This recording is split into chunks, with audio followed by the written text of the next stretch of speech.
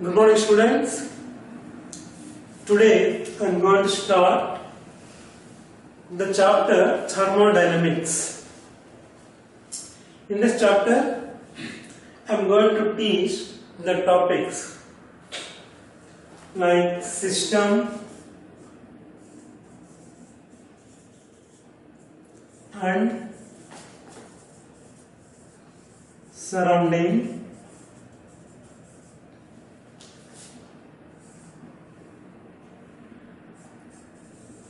types of system,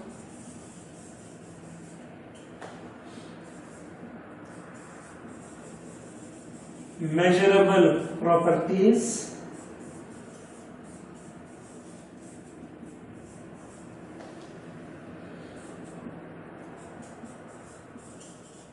internal energy,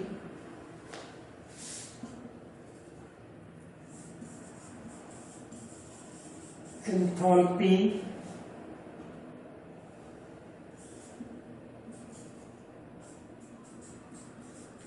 extensive and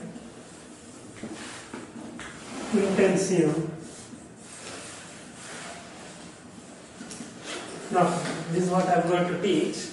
Before going to start system and surroundings, let me tell what does thermodynamics mean. Thermo refers to energy. Dynamics means changes. So the main focus in this chapter is on changes in the energies. Right? If you take reagents, means chemical substances, that reactants. When the reactants react together chemically, example combination reaction, then bonds are formed. So whenever bonds are formed, energy is released. This is change.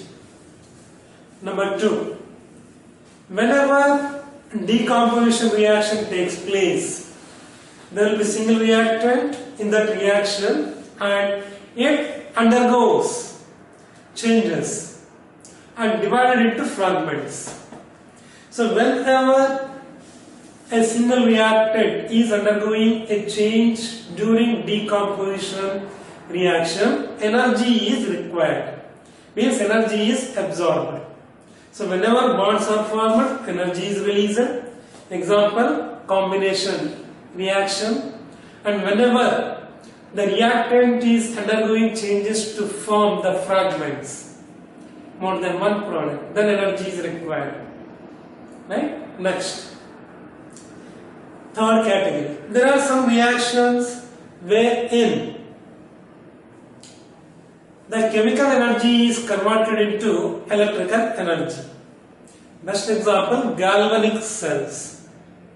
There the chemical energy is converted into electrical energy. So in all these three examples where energy is released, absorbed and converted from one form to another form, all these are dealt in this chapter thermodynamics. Right. Now let us see the important concepts of this chapter. First one is system and surrounding. What is meant by system? Anything which is under our observation is said to be system. For example, when your mother serves a cup of tea, immediately you will not take tea. You will wait because the heat energy associated with that tea will not be tolerated by the mouth. So you will wait for some time. When its temperature comes down little, then you will start sipping. So here you observe the tea, right, which is there in a container. So here T is nothing but a system, because it is under your observation for a particular time. Thereafter you will start sipping that tea. So anything which is under our observation is said to be system.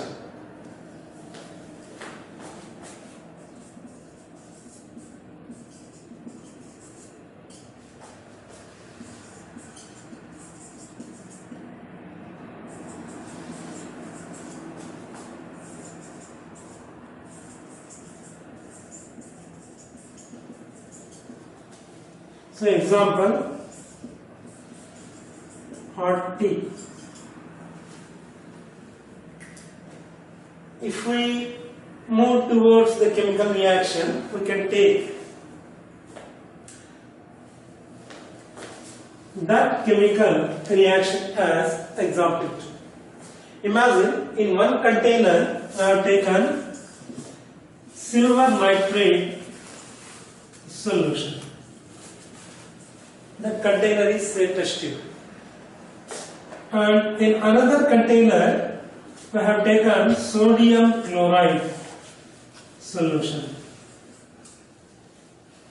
Sodium chloride, which we are eating every day. Right?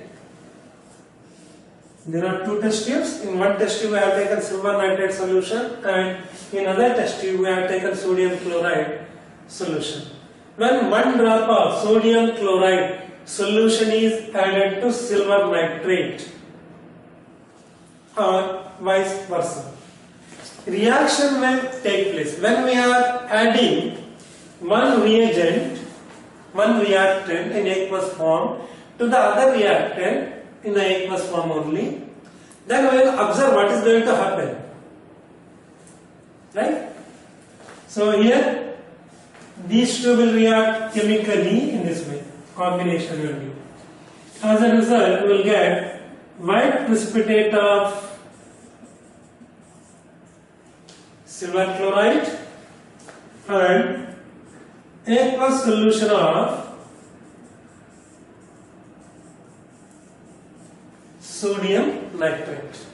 So here we are observing these two reactants, how they are going to react, thereby to yield the product which is clearly visible to us. We can make difference between precipitate and then the aqueous solution. Right? So when we are going to add one reactant to the other reactant, we observe. That means this reaction mixture is under our observation. Therefore, this is nothing but the system.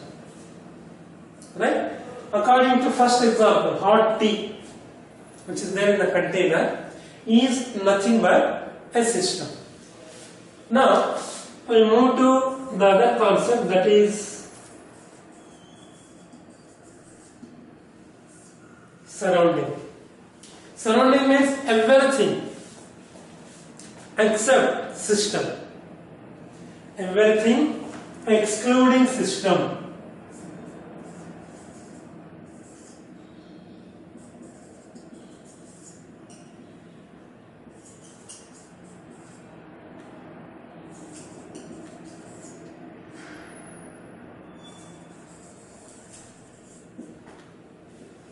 For example, imagine this is one container in which your mother served you hot tea.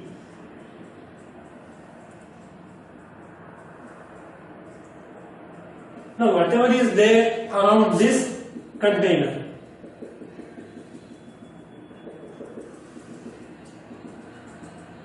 right, that is said to be surrounding.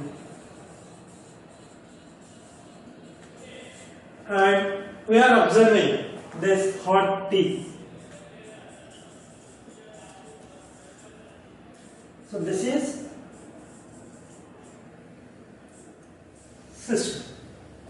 Right? That's about the concept of system and surrounding.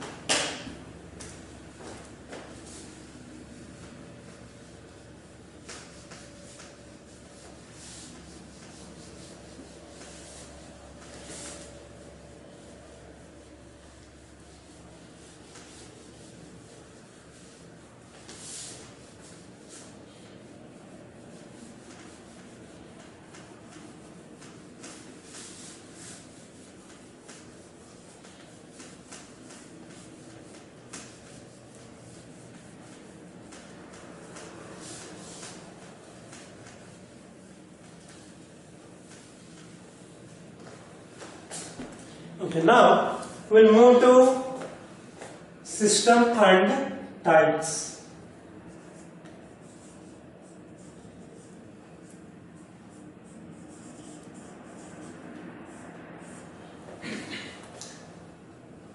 Concept of system is clear to you. Now let us see what are the different types of systems.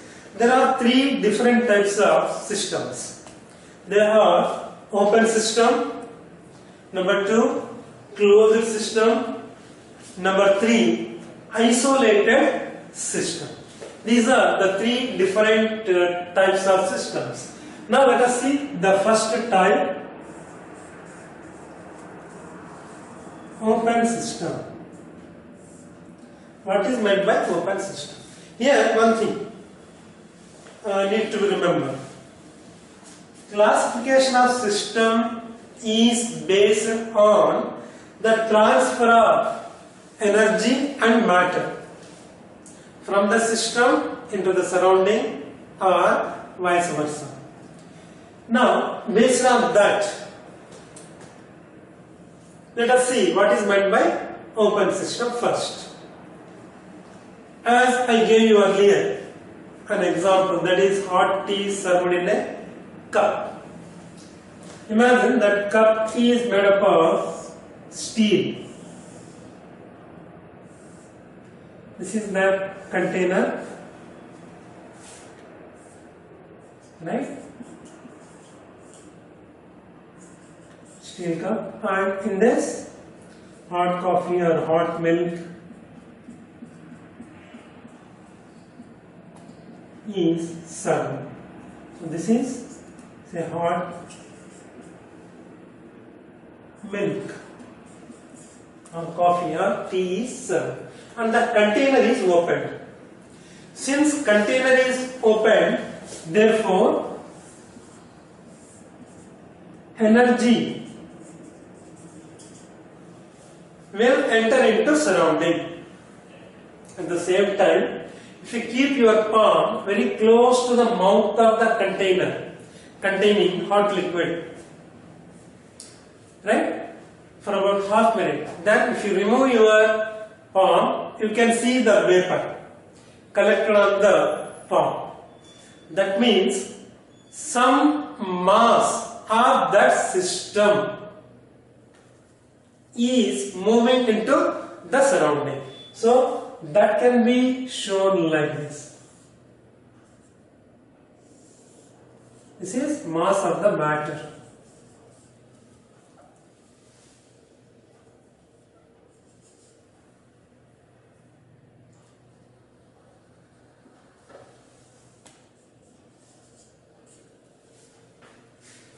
Matter has particular mass. So open system means any system that can be called as open system when energy and mass of that system is transferred to the surrounding. Right? So exchange. It need not be into the surrounding always. It can be from surrounding into the system also. Right? Into the container, if we take ice cold water, say temperature is 5 degrees centigrade, and imagine room temperature is 20 degrees centigrade. Difference is there. So that system, ice cold water, will start taking energy from the surrounding. Therefore open system is that type of system where energy and mass of matter, yes, that system is transferred. So that's how it is defined. So example for open system is hot milk served in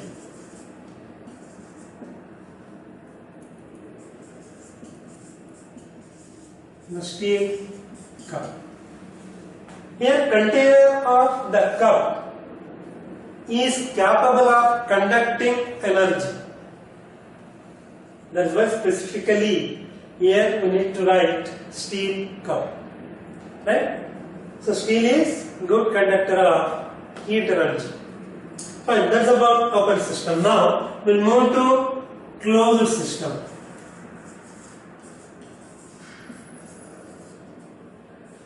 This is slightly different. So closed system is a system wherein only heat energy of that system is exchanged with the surrounding, but not matter of that system.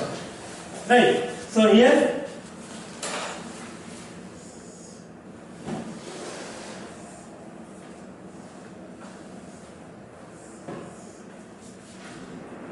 and in this container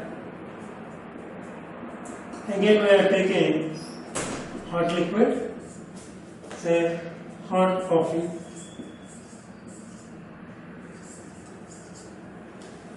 right, and this is steel container,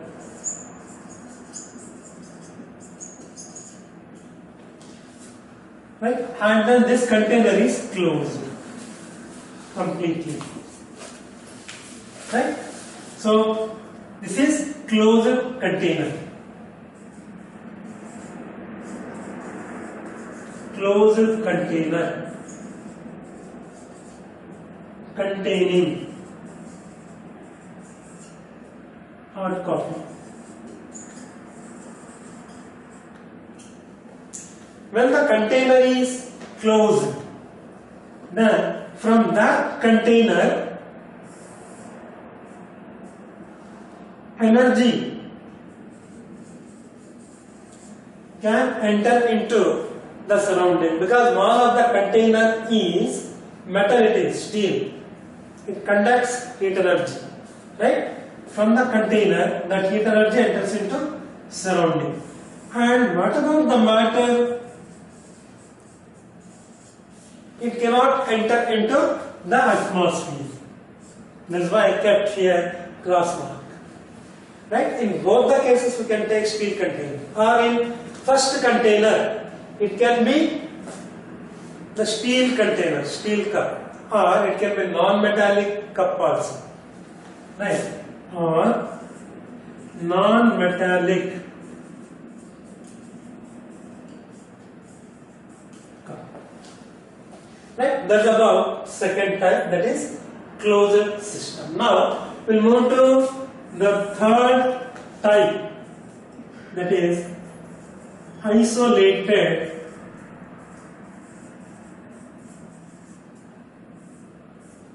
system. Any system can be called as isolated system when heat energy and matter of that system cannot be exchanged with the atmosphere, right. So that is concept. Best example for this is hot water taken in a thermos flask.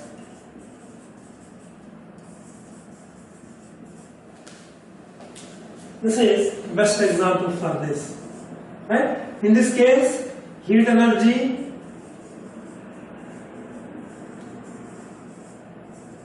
and matter can't be exchanged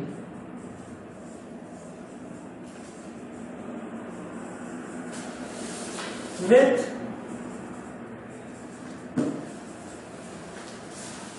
the surrounding.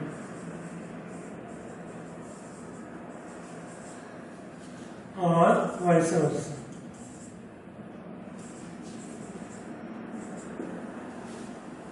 So that's about types of system. Now we'll move to measurable properties.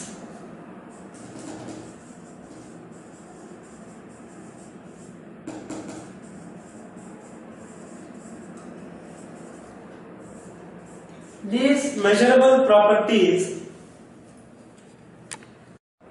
yes student, now let us see the concept of measurable properties.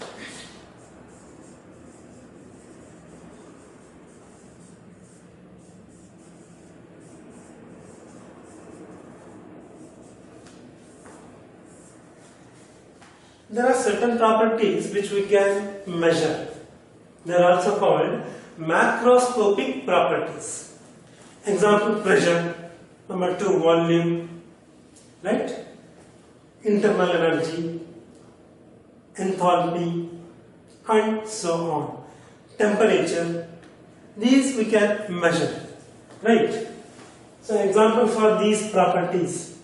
So measurable properties means those properties which can be measured. Example, temperature. We can measure pressure.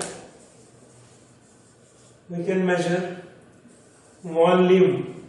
We can measure internal energy. We can measure, right, enthalpy. We can measure temperature with the help of thermometer, pressure with the help of manometer, volume, measuring jar, and so on. So these are the measurable properties. They are also known as macroscopic properties. Next we will move to state function.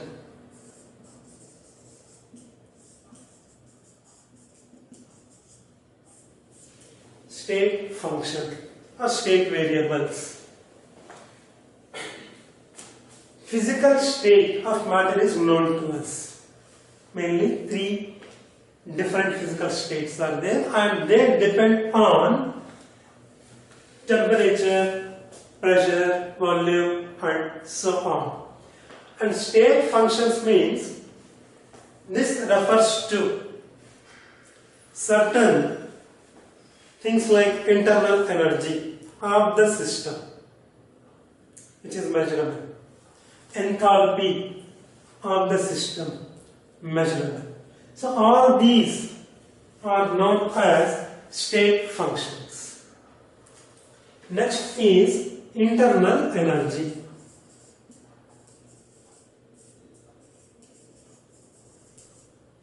This is symbolically represented by the letter U. U stands for internal energy, right? Change in internal energy is symbolically represented by the letter delta U. And internal energy is sum of the different forms of energy. One point. And second point is internal energy is said to be the amount of energy entered into the surrounding from the system or entered into the system from the surrounding. Means transfer of energy, you can say. And change in internal energy of the system is represented by the letter delta U. This is equal to Q plus W. So internal energy of any system is equal to the amount of energy possessed by the system plus the amount of work done over it, or sum of heat energy and the work done. That is said to be change in internal energy, or the amount of energy entered into the surrounding from the system or from the system into the surrounding. So that is also internal energy. And here delta U stands for change in internal energy. Change in internal energy. And this can be calculated by taking internal energies of the system twice by changing the temperature. Say at temperature T2, the internal energy possessed by the system is U2. At temperature T1, the internal energy possessed by the system is, say, U2. Now the difference between U2 and U1 is nothing but delta U. Right? It is like this. U2 minus U1 is change in internal energy. Imagine, to understand the concept of work.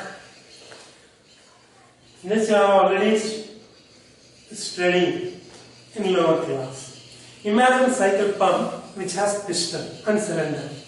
If we press the piston of the cycle pump, the height of the air column in the cylinder of that cycle pump gets compressed. Their work is done and volume is decreased. Work is done on the air column to compress it. Here air is system. Cylinder of the cycle pump is container. We are controlling the volume or height of the air column by applying force on particular area of the piston of the cycle pump. So that is pressure, force per area, right? So here the thing is, when we apply force on the piston, piston will move and volume of the air inside the cylinder of that cycle pump gets compressed. As a result, the volume decreases. Means minus sign. If we leave our hands, automatically the cycle pump rises up, because cylinder of that cycle pump has hole. Into that hole air will enter. As a result, when we leave our hands, means when we take back the force applied on the piston of that cycle pump, automatically that cycle pump rises, and air column or height of that air in that cycle pump rises, means volume increases. So in that way, volume can be made less by applying force, less in the sense by compressing the height of the air column. At the same time, height of the air column can be increased when we withdraw the force.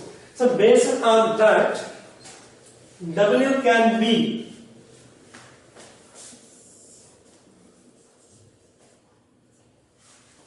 plus or minus, right? And here W is equal to product of pressure and change in volume of air present in that cylinder of the cycle pump, right? When volume decreases means when we apply force on the piston of the cycle pump, volume decreases. Here the height of the air column or air present in the cylinder of that cycle pump is system. Since volume decreases, so we put minus sign. Let this be equation number 2. When equation number 2 is substituted in equation number 1, when equation 2 is substituted in equation 1, we get delta U, that is change in internal energy, is equal to Q minus P delta V will be. Let this be equation number 3. Now imagine such a system wherein there is no change in the volume. So volume of that system remains constant. Then delta U will be 0. Delta V will be 0. Because volume of that system is remaining constant, right? This is possible when pressure applied on the system is 0. Just if I hold the piston of the cycle pump and if we do not apply force on it, then pressure will be 0. Change in volume will be 0. So finally, delta U will also be 0. At constant volume, these are possible when volume remains constant.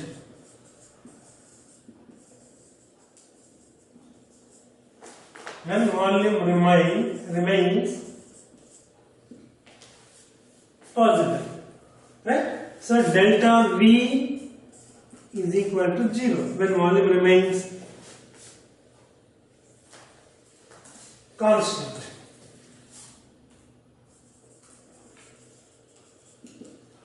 Right. So change in internal energy of the system can be energy possessed by the system. That energy is not transferred. Right? Energy possessed by the system at constant volume. This is equation number 4. So internal energy of any system is equal to the amount of energy possessed by that system at constant volume. So that's about internal energy. Now we will move to enthalpy.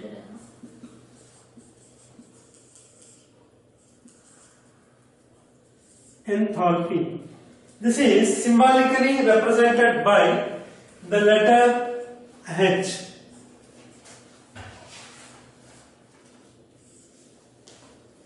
Right. Change in enthalpy is symbolically represented by the letter delta H. So delta means change. Enthalpy means energy. The concept of internal energy and enthalpy both are almost same. In the case of internal energy, in the definition we write at constant volume. In the case of enthalpy, definition of enthalpy, we write in the definition at the end at constant pressure. So enthalpy means transfer of energy taking place from system to surrounding or surrounding to the system at constant pressure is known as enthalpy. Now we can write in this way. That is equation number 3 can be written in enthalpy. Here, right? That is delta U is equal to equation number 1 Q plus W, that is P delta V. Let this be equation number 1 in this concept. When we take Q towards left hand side, or before that, change in internal energy means U2 minus U1, this I taught just now. Right? This is equal to heat energy of the system plus P pressure. Delta V means here V2 minus V1. Let this be equation number 2. Now if I take Q towards left hand side, that is Q is equal to U2 plus P into delta V2 minus U1 plus P into delta V1. Right. Now if we recall the concept of enthalpy, enthalpy of any system is equal to sum of the amount of energy possessed by that system and product of pressure and volume. So delta H is change in enthalpy and H is enthalpy of the system. So H is equal to Q plus PV. Right? So H is equal to Q plus PV according to the definition. Let this be equation number 3. So enthalpy of any system is equal to the amount of energy possessed by that system plus product of pressure and volume. And here H is nothing but absolute enthalpy. And change in enthalpy is delta H. That is equal to Q, and Q at constant volume is nothing but delta U plus P into when change in volume takes place. This is possible when transfer of energy has taken place. Then P into delta V. This is another important equation.